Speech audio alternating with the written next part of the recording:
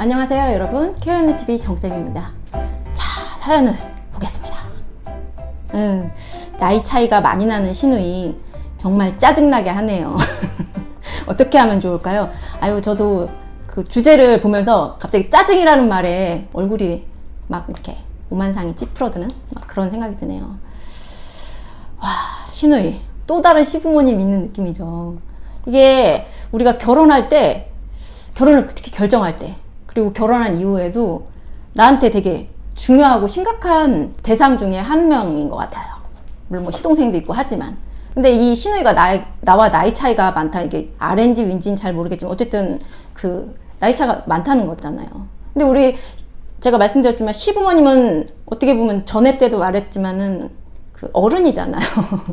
그러니까 어른이니까 좀 그래 그러려니 하고 넘어갈 수 있다는 거죠. 근데 시누이가 막 시어머니처럼 왈가왈가 하면은 감정이 더 상하죠. 그래서 특히 여기 이 나이 차이가 크면 나는 이제 되게 답답하게 느껴지는 게 나보다 나이가 많다. 훨씬 많다. 그러면은 나를 되게 이제 애처럼 생각을 하겠죠. 우리 올케가 나이도 어린 게 뭘 알겠어 뭐 이렇게 생각할 수도 있고, 나이가 또 과하게 어리다 그러면은 시시콜콜 이렇게 참견을 하면서 그 얘기는 하겠지만 사실은 그 나이 차이 많이 나는 게 뭐예요? 앞전하고 약간 유사한 거죠. 뭐냐면 고리타분한 사람, 답답한 사람, 올케를 이렇게 생각할 수 있다는 거죠. 근데 솔직히 제가 말했지만 시작할 때도 이 나이 차이와 상관없이 시누이는 시부모 다음으로 상전이란 말이죠. 그래서 시누이가 진짜 맘먹고 눈에 불을 켜고 진짜 나한테 적대적으로 이렇게 한다. 그러면 뭐 부모님과 또 남편과 이렇게 관계를 틀어지게 만드는 어떤 주요 핵심 요인? 인물? 뭐 이렇게도 볼 수 있다는 거죠.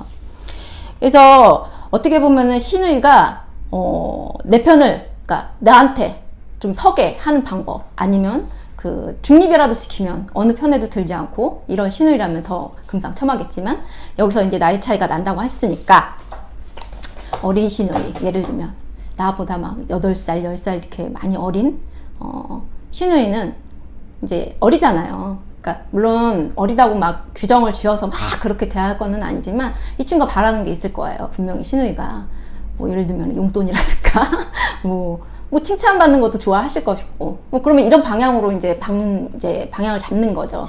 근데 여기서 또 주의하실 게, 과도하게 용돈을 요구한다.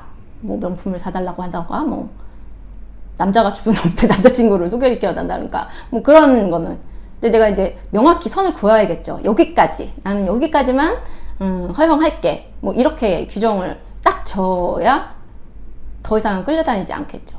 반면에 나이 많은 시누이라면 되게 이제 본질적으로 문제를 보는 거예요. 뭐냐면 나한테 우리 부모님한테 혹시 나 없을 때 함부로 대하는 거 아닌가?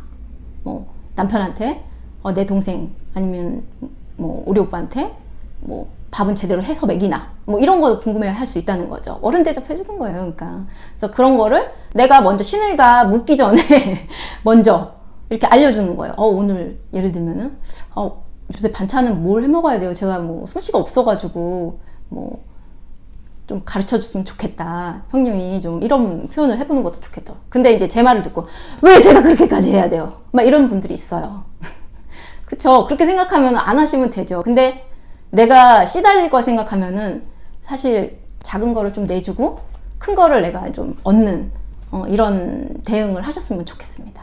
그쵸? 그래야지 삶의 질이 좀 올라가겠죠. 네, 오늘 사연은 여기서 마치겠고요. 더 깊은 상담이 필요하신 분들은 저희 케어연우로 직접 찾아오시면 제가 따뜻하게 맞아드리겠습니다. 그리고 저희 케어연우TV 좋아요, 구독 부탁드리겠고요. 그럼 다음 주에 또 만날까요? 여러분 안녕.